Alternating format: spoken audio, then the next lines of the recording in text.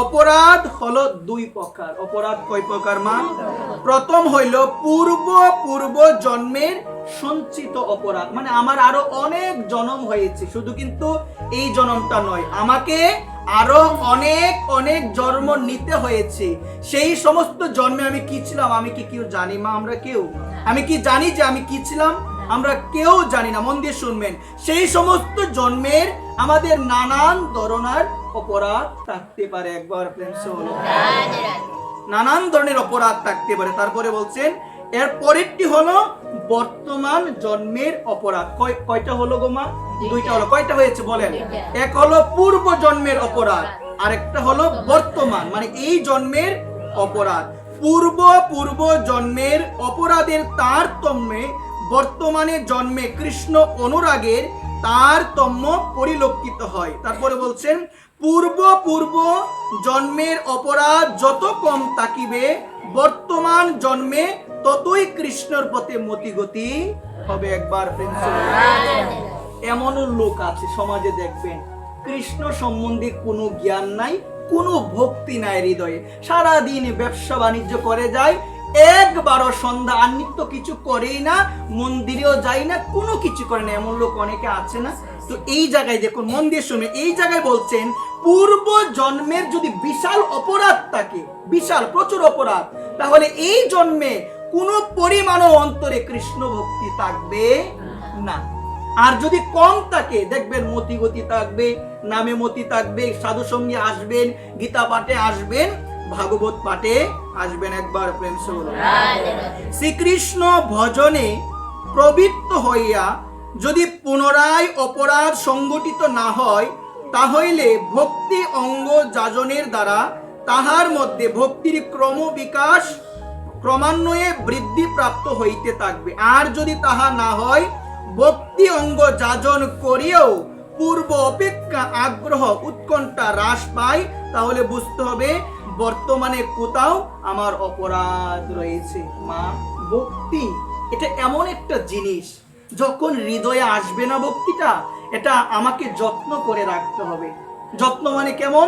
কোনো সাধুর দোষ দেখবো না, কোনো সাধুর নিন্দা করব না, কোনো বৈষ্ণবের দোষ দেখব না, শুধুমাত্র আত্মদোষের অনুসন্ধান করব এবং সর্বদা মনে প্রাণে বৈষ্ণব চরণে আশ্রয় লইয়া সর্বদা ভগবানকে স্মরণ করতে হবে, ডাকতে হবে, তাহলে ক্রিয়া হবে, অন্যথায় ক্রিয়া হবে না। এই জায়গায় বলছি মা, নাম নেওয়ার পরে যদি নামের রুচি না থাকে, এতবার নাম নিচ্ছেন, আগে রুচি ছিল এখন রুচি নাই, বুঝতে হবে কোনো না কোনো সাধুর চরণে, কোনো না কোনো গুরুদেবের চরণে, বৈষ্ণবের চরণে আপনার অপরাধ হয়েছে, যার কারণে নামে রুচি নাই, ভাগবত কথায় রুচি নাই, গীতা পাঠে রুচি নাই, কোনো কিছুর মধ্যে রুচি না। একবার প্রেম সে বলুন রাধে রাধে।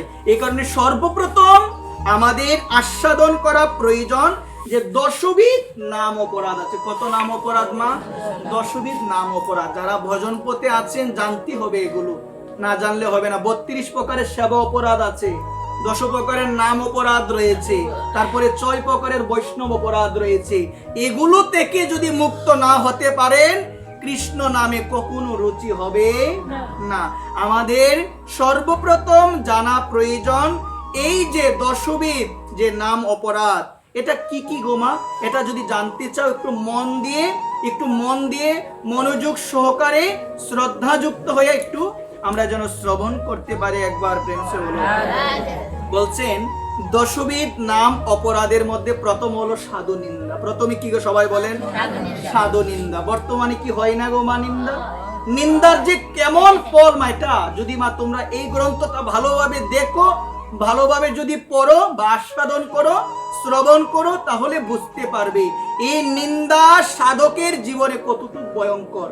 যারা ভক্তি জীবনে আছে, এই সমালোচনা নিন্দা কতটুক যে এটা ভয়ঙ্কর, এটা যারা এই গ্রন্থটা অধ্যয়ন করবে, চৈতন্য ভাগবত অধ্যয়ন করবে, তারা বুঝতে পারবে যে সাধু হয়ে সাধুর দোষ কখনো দেখতে নাই, সাধু হয়ে কখনো নিন্দা সমালোচনা শুনতেও নাই, করতেও না। একবার প্রেম সে বলুন। তাহলে প্রথমে কি পেলাম গোমা? সাধু এবং বৈষ্ণবের নিন্দা। এটা করা যাবে? করা যাবে না, কোনোভাবেই করবেন না মা। আমরা অনেক সময় করি, কিছু কিছু মানুষ থাকে যারা তাদের পূর্ব সময়ে অনেক অনেক অপরাধ পাপ কর্ম করেছে, এমন আছে না অনেকে, কিন্তু বর্তমান সময়ে দেখা যায় তারা ভক্তি পথে এসেছে। আমরা অনেক সময় তাদের দেখে অট্টহাস করে বলি আগে কি করেছে আমরা সবাই জানি, বলি না অনেক সময় এমন যে আগে অনেক কিছুই করেছে, কত মানুষের সঙ্গে ঝগড়া, কত বাটপারি, কত ধরনের খারাপ কাজ করেছে, আর এখন বুঝি সে সাধু হয়ে গিয়েছে, বলে না। পূর্ব তার যে সময়ের যে দুষ্টা, এটা কখনো দেখা যাবে না। বর্তমানটা দেখবেন, যাই হোক সে তো ভক্তিপথে এসেছে, যাই হোক সে তো আমার ভগবানের নাম করছে, যাই হোক সে তো আমার রাধারানীর নাম করছে, এই ভক্তিপথে এসেছে, ভক্তি যাজন করছে, তাকে সম্মান করতে হবে, তার দোষ দেখা যাবে না। একবার প্রেম সে বলুন। আবার দেখবেন মা, অনেক সময় দেখা হয় যে আমরা জন্মটা দেখি, যে বলে না যে সে হলো অমুক বৈষ্ণব, চারল বৈষ্ণব, অনেকে বলে না এই ধরনের কথা, দাস বৈষ্ণব, অনেকে কিন্তু দেখবেন এখন যদিও কমছে, আগে এই ধরনের কথাটা বেশি ছিল। এটা যারা বলে মা, তারা কি হবে, তারা বৈষ্ণব চরণে, তারা সাধু চরণে অপরাধী। কৃষ্ণ প্রেম কখনো পাবে, কখনো পাবে না মা।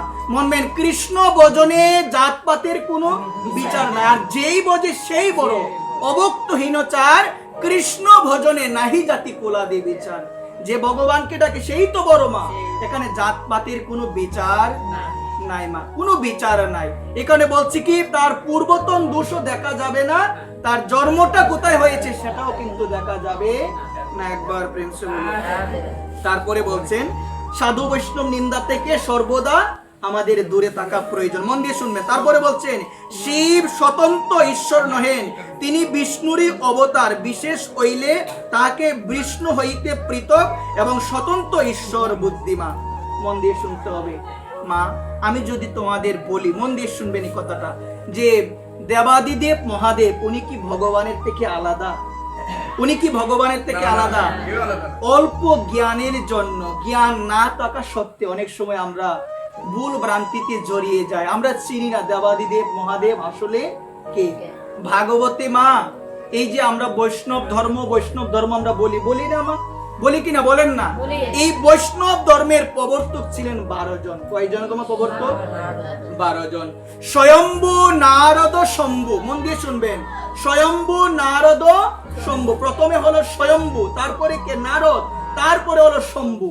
শম্ভু কে গো মা? সাক্ষাৎ দেবাদিদেব শঙ্কর মহাদেব। একবার প্রেম বলছেন, স্বয়ম্ভু, নারদ, শম্ভু। এই জায়গা জানা প্রয়োজন। স্বয়ম্ভু, নারদ, শম্ভু। এই শম্ভু হলেন তিনি বৈষ্ণব। তিনি কে গো মা? জানবেন, মন দিয়ে শুনবেন। শিব পুরাণের মধ্যে বলছেন, মহর্ষি কৃষ্ণ দ্বৈপায়ন বেদব্যাস রচিত শিব পুরাণের মধ্যে আছে, শিব হলো ভগবান। শিব কে গো মা? মন দিয়ে শুনবেন, ভগবানের গুণাবতার। আমরা তো অনেক সময় আলাদা করে ফেলি যে শিব হলো আরেকজন। মন দিয়ে শুনবেন, শিবের চরণে যদি অপরাধ হয়ে যায়, কোনোদিন কৃষ্ণ প্রেম পাবো না। কারণ হর আর হরির মধ্যে কোনো ভেদ কিন্তু নাই। অনেকে বলে যে বাবা আমরা কি শিবরাত্রি উপবাস করতে পারবো, আমরা তো বৈষ্ণব। অনেকে বলে না যে, আগে মন দিয়ে জানবেন এটা এবং শ্রবণ করার চেষ্টা করবেন, এই শিব আসলে কে। ভাগবতী বলছেন, কি বলছে গো? নিম্ন জ্ঞানাং যথা গঙ্গা, দেবানাম অচ্যুতে তথা, বৈষ্ণবেনাম যথা শম্ভু, পুরাণমিদং তথা। বলছেন, যত ধরনের দেবতা রয়েছে, সমস্ত দেবতার মধ্যে যেমন অচ্যুত শ্রেষ্ঠ, তারপরে বলছে যত ধরনের নদী রয়েছে, সমস্ত নদীর মধ্যে গঙ্গা শ্রেষ্ঠ। কি শ্রেষ্ঠ গো মা? গঙ্গা। তারপরে বলছেন, সবার মধ্যে, সমস্ত বৈষ্ণবের মধ্যে বৈষ্ণব শিরোমণি হলো কে গো? সাক্ষাৎ দেবাদিদেব মহাদেব। দেবানাম অচ্যুতে তথা, বৈষ্ণবানাম যথা শম্ভু, পুরাণামিদং তথা। যত ধরনের শাস্ত্র রয়েছে, পুরাণ রয়েছে, সমস্ত পুরাণের মধ্যে শ্রেষ্ঠ হলো শ্রীমদ্ ভাগবত অমল পুরাণ। শ্রীমদ্ ভাগবত অমল পুরাণ, এটা জানবেন মন দিয়ে মা। তো এই জায়গায় বলছেন, শিব আর ভগবানের মধ্যে যদি যারা ভেদাভেদ করে মা, তারা হলো স্বয়ং সাক্ষাৎ দেবাদিদেব মহাদেবের চরণে অপরাধী। তারা কোনোদিন কৃষ্ণ ভক্তি লাভ করতে পারবে না। একবার প্রেম সে বলো। তারপরে বলছেন, শ্রী গুরুদেবকে মনুষ্য বুদ্ধিতে অবজ্ঞা করা। মানে গুরুদেব হলো আমার মতো একজন সাধারণ মানুষ, অনেকে দেখবেন এই কথাটা বলে, আরে উনি তো আমার মতো একজন কি গো মা, সাধারণ মানুষ। তো এই জায়গায় বলছেন যে ব্যক্তি, নরোত্তম দাস ঠাকুর বলছেন, গুরুকে মনুষ্য জ্ঞান করা যাবে না। গুরুকে যে মনুষ্য জ্ঞান করবে তার নরকে গমন হবে, কখনো করা যাবে না। আর গুরুর মধ্যে ভেদাভেদ নাই। আমার গুরুদেব বড় আর অমুকের গুরুদেব আসলো, আমি কোনো সম্মানই করলাম না। মা মন দিয়ে শুনবেন, বুঝতে হবে আমি গুরুর চরণে অপরাধী। মানে প্রকৃত গুরু ভক্তি তার হৃদয়ে আছে যে সকল গুরুর মধ্যে তার গুরুদেবকে দেখে, যে উনি এসেছেন উনার মধ্যে আমি আমার গুরুদেবকে দেখছি। আর আমি যদি ভাবি আমি অমুকের কাছ থেকে দীক্ষা নিচ্ছি, বড় একজন গোসাই, বড় একজন গুরুদেবের কাছ থেকে দীক্ষা নিয়েছি, অন্য কোনো গুরুদেবকে সম্মান করি না, অন্য কোনো গুরুদেব আসলে আমি ভালোভাবে তাদের সঙ্গে কথা বলি না, যে আমি বড় গোসাইয়ের কাছ থেকে দীক্ষা নিয়েছি, এবং এটা হলো নিশ্চয়ই কোনো বৈষ্ণব চরণে আমার অপরাধ আছে, গুরুর চরণে আমার অপরাধ আছে, যার কারণে অন্য গুরুদেবের মধ্যে আমি আমার নিজের গুরুদেবকে দেখতে পাচ্ছি না। একবার প্রেম সে বলুন। এবং গুরুদেবকে মনুষ্য জ্ঞান করা যাবে না। জীবের নিস্তার লাগি নন্দ সুত হরি, ভুবনে প্রকাশিত হলো গুরু রূপ ধরি। যেই গুরু সেই কৃষ্ণ, ভজ নিষ্ঠা করি, গুরুর সহিত আছে আপনে শ্রী হরি। জয় জয় সদ্গুরুদেব ভগবান কি, সদ্গুরুদেব ভগবান কি। এই জায়গায় মা মন দিয়ে শুনবেন, তাহলে শ্রী গুরুদেবকে মনুষ্য জ্ঞান কখনো করা যাবে না। তারপরে বলছেন বেদ পুরাণ আদি শাস্ত্রের নিন্দা করা। অনেক সময় দেখবেন এমন একটা সময় ছিল যখন শাস্ত্র গ্রন্থ কিন্তু এতটা অধ্যয়ন হতো না। এখন বর্তমান সময়ে দেখা যাচ্ছে অনেকেই আছে শাস্ত্র গ্রন্থ অধ্যয়ন করার পরে নতুন নতুন নানান ধরনের জিনিস পাচ্ছে শাস্ত্রের মধ্যে। যখন এই কথাগুলো বলে তখন অন্য মানুষগুলো, কিছু মানুষ আছে তারা বলে যে এই সমস্ত কথা আমরা আগে শুনি নাই, কারণ নতুন শাস্ত্রে নতুন নতুন শাস্ত্র বের হয়েছে, নতুন শাস্ত্রের নতুন কথা বলে না অনেক সময় এমন কথা মা। তাহলে বলছেন এই কথা যারা বলে এটা শাস্ত্রের নিন্দা।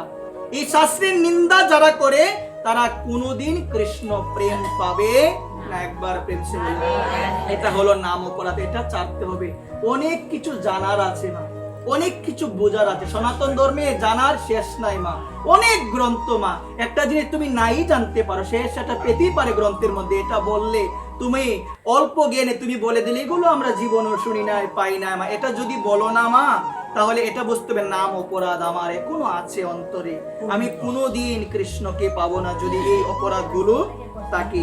তারপরে বলছে, মন দিয়ে শুনেন মা, শ্রী নামে অর্থবাদ। মন দিয়ে শুনবেন, শ্রী নামে কি বলছে গো মা? শ্রী নামে অর্থবাদ মানে কল্পনা। মন দিয়ে শুনবে, অর্থাৎ শ্রী নামের যে প্রকার শক্তি শাস্ত্রে উল্লেখ আছে তাহার প্রশংসা সূচক বাক্য মাত্র এই প্রকার বোধ। এই কারণে মন দিয়ে শুনতে হবে। এগুলো থেকে যদি মা আমরা দূরে না যেতে পারি, হৃদয় থেকে যদি দূরে না সরাতে পারি মা, তাহলে কখনো কৃষ্ণ ভক্তি হৃদয়ে আমরা ধারণ করে রাখতে পারবো না। একবার প্রেম সে বলুন।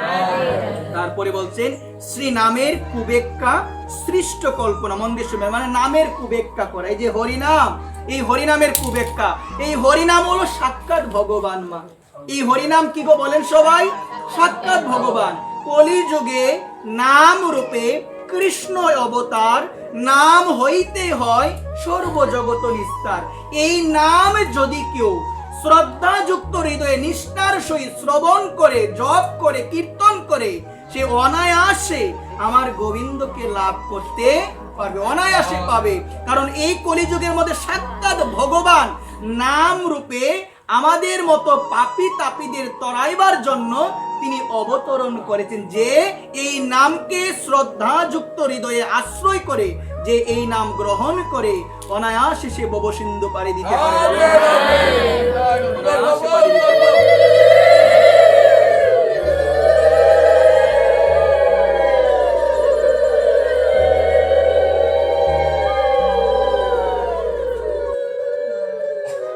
তারপরে বলছেন শ্রী নাম বলে পাপাচরণ। বলে না মা, এক কৃষ্ণ নামে সর্বপাপ হয়। এটা শুনে আমরা বলতেই পারি অনেকে, একবার কৃষ্ণ নাম করলে যদি সমস্ত পাপ থেকে মুক্তি পাওয়া যায়, তাহলে একবার কৃষ্ণ নাম করব আর একবার পাপ করব। এইরকম যদি যারা বলে মা যে কৃষ্ণ নাম করলে তো পাপ থেকে মুক্তি পাওয়া যায়, শাস্ত্র বলছেন এক কৃষ্ণ নামে সর্বপাপ কয়, এর নাম যদি লয় বহুবার তবু যদি না হয় অশ্রুপাত, জানিবে সেই দেহের মধ্যে আছে অপরাধ নিশ্চয়। তো এই জায়গায় আপনি যদি এই কথাটা বলেন যে একবার কৃষ্ণ নাম করলে সমস্ত পাপ থেকে মুক্তি পাওয়া যায়, তাহলে একবার কৃষ্ণ নামও বলবো আর একবার মিথ্যা কথা বলবো। তাহলে এখানে বলছেন শ্রী নাম বলে পাপাচরণ, মানে নামের দোহাই দিয়ে যে নাম করলে পাপ থেকে মুক্তি পাবো, আরেকবার কি করি, আরেকবার পাপ করি, মিথ্যা কথা বলি, এইরকম মনোভাব যাদের, এটা হলো নাম অপরাধ। এটা কি গো মা? এটা নাম অপরাধ। এগুলো থেকে আমাদের মুক্ত থাকতে হবে। তারপরে বলছেন অন্য শুভ কর্মের সঙ্গে শ্রী নামের তুলনা। পৃথিবীর মধ্যে এমন কোন কর্ম নাই যার সঙ্গে নামের তুলনা চলে। নামের কোন তুলনা। আপনি যদি বলেন আপনি মঙ্গলচণ্ডী করেন, যাই করেন, নামের সঙ্গে কখনো কিছুর তুলনা করবেন না। এই নামের উপরে কিচ্ছু নাই। এই কলিযুগের মধ্যে, কলিযুগের যুগ ধর্ম হরিনাম সংকীর্তন এত দর্তে অবতীর্ণ শ্রী সচিদানন্দ। এই কলিযুগের যুগ ধর্মই হলো একমাত্র নাম। এই নাম শ্রবণ করতে হবে, জপ করতে হবে। এই নামের সঙ্গে কখনো কোনো কিছুর তুলনা করিবেন না। একবার তারপরে বলছেন শ্রদ্ধা রহিত ব্যক্তিকে নাম উপদেশ করা। যার ভিতরে শ্রদ্ধা নাই, এমন অনেক আছে না কি গো, একটু নাম করেন, দেখবেন উল্টা পাল্টা 10টা কথা বলে, আছে না অনেক এরকম। আপনি বুঝবেন কার ভিতরে শ্রদ্ধা নাই নামে। এইরকম যাদের মনোভাব তাদেরকে উপদেশ কখনো দিবেন। এখানে বলছেন মা শ্রদ্ধা রহিত ব্যক্তিকে শ্রীনাম উপদেশ করা, এটাও কিন্তু এক প্রকারের নাম অপরাধ। যার শ্রদ্ধা নাই, গুরুদেবের শ্রদ্ধা নাই, ভাগবতের শ্রদ্ধা নাই, হরিনামে শ্রদ্ধা নাই, কোন ধর্মীয় কার্যে যার শ্রদ্ধা নাই, আপনি 1-2বার উপদেশ দিলেই বুঝবেন তার ভিতরে কোনো শ্রদ্ধা নাই, তার কাছে আর যাবেন। বলবেন না মা, বলবেন না, বললে আর অপরাধ।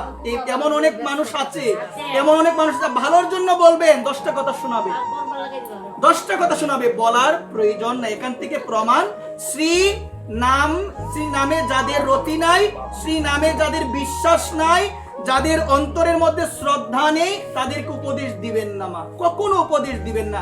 কারণ উপদেশ দিলে তারা নিতে পারবে না। কারণ উপদেশ নিতে গেলে পাত্রটা তো শুদ্ধ হতে হবে। পাত্র যদি, হৃদয় যদি শুদ্ধ না হয়, উপদেশ এক কর্ণ দিয়ে যাবে, আরেক কর্ণ দিয়ে বেরিয়ে যাবে। বর্তমান সময় আমাদের দশা হলো এমন, আমরা গোবিন্দের কথা শুনি এক কর্ণ দিয়ে, শোনার পরে সেগুলো ভিতরে না নিয়ে আরেক কর্ণ দিয়ে আমরা বের করে দিই।